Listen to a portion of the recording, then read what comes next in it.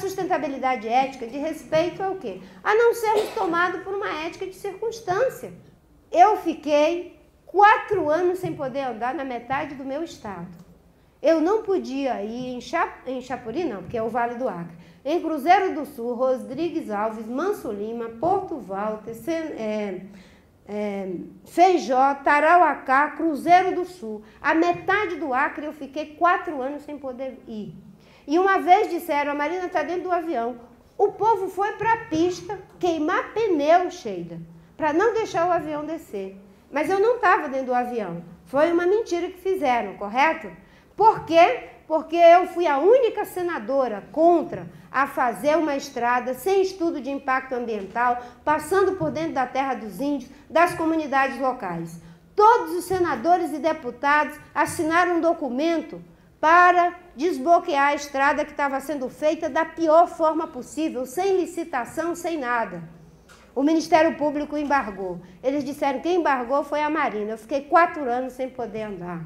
Mas hoje, graças a Deus, eu posso andar no Acre inteiro de cabeça erguida e as pessoas podem dizer, naquela época a senhora estava certa, eles é que estavam errados, porque depois a gente fez tudo certinho.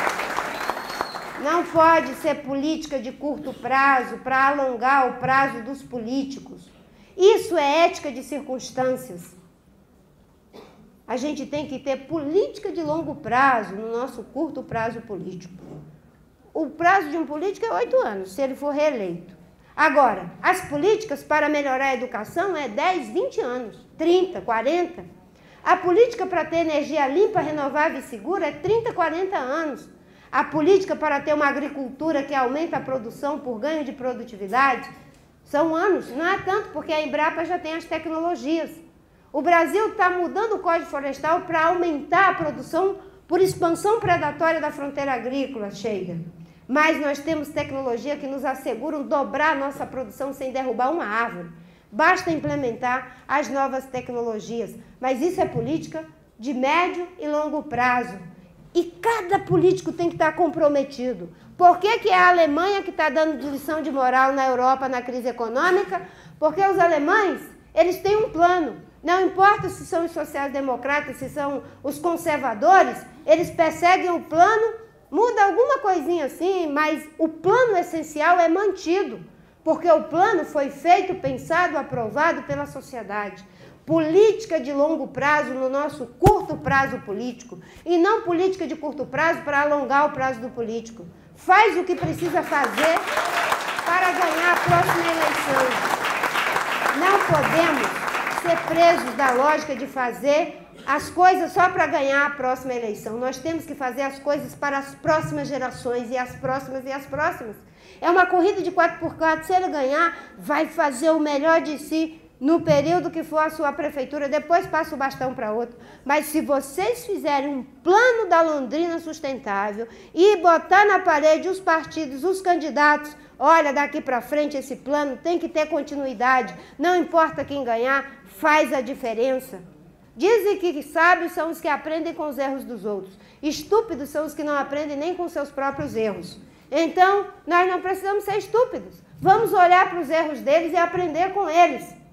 Então, a sustentabilidade, ela tem uma dimensão política, tem uma dimensão ética. E, para concluir, não há como fazer isso sem repensar o nosso padrão civilizatório.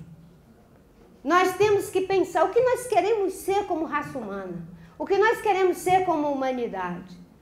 Isso, dito assim, é muito longe. A humanidade, a gente sempre se projeta, né? Eu digo que é sempre fácil defender meio ambiente no ambiente dos outros.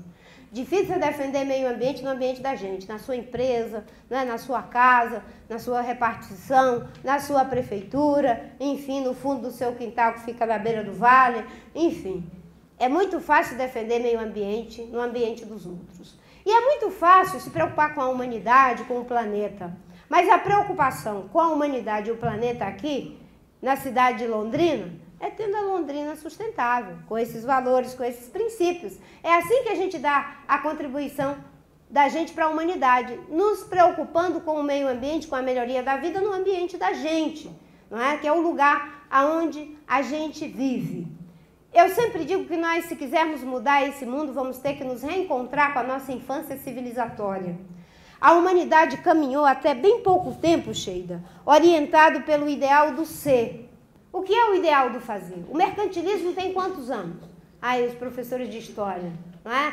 350, 400 anos, não é? Eu também sou professora de história. Então, mais ou menos 400 anos. E 400 anos é muito pouco, porque as grandes civilizações têm 5.000 anos, 6.000 anos, não é? As grandes civilizações. A humanidade caminhou a maior parte do seu tempo orientada pelo ideal do ser. O mercantilismo é que introduziu o ideal do fazer. Os gregos, eles queriam ser o quê? Eles queriam ser sábios e livres.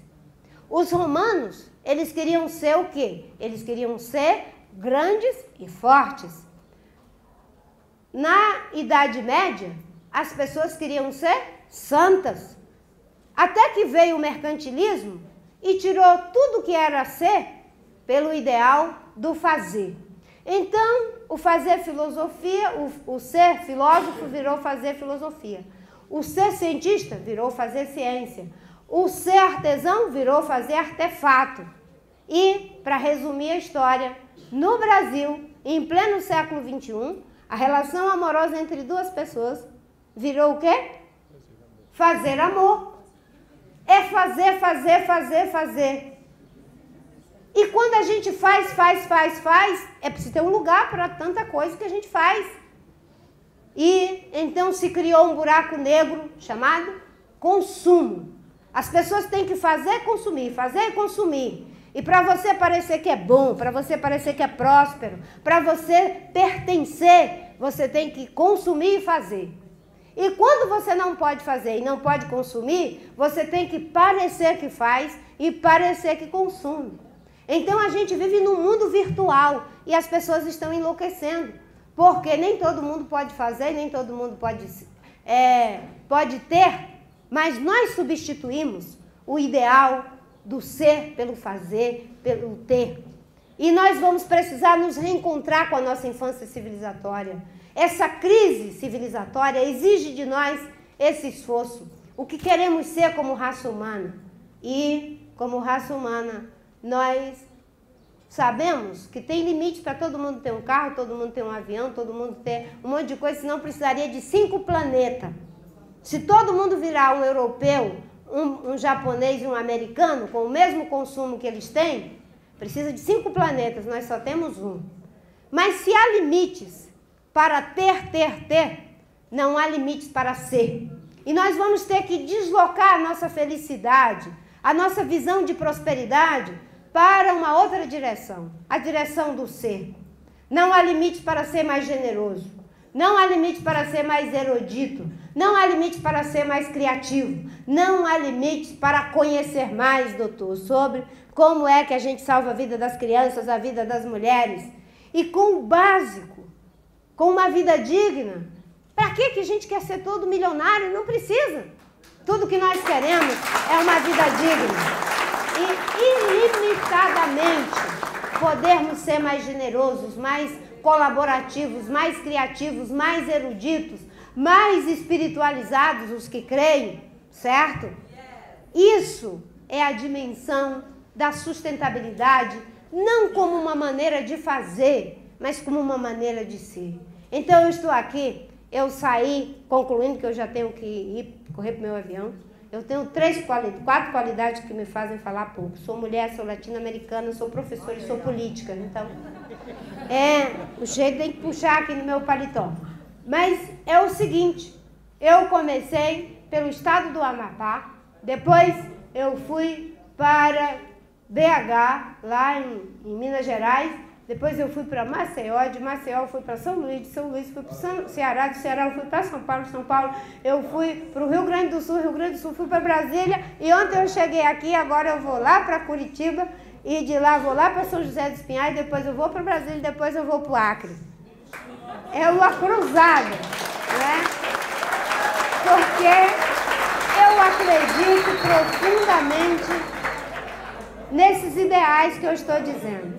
É por isso que quando as pessoas dizem, Marina, vai ter partido, não vai ter partido, eu digo, olha, eu quero um movimento no Brasil, nos Estados Unidos, na Europa, no Japão, para que esses ideais prevaleçam e a gente enfrente essa crise civilizatória.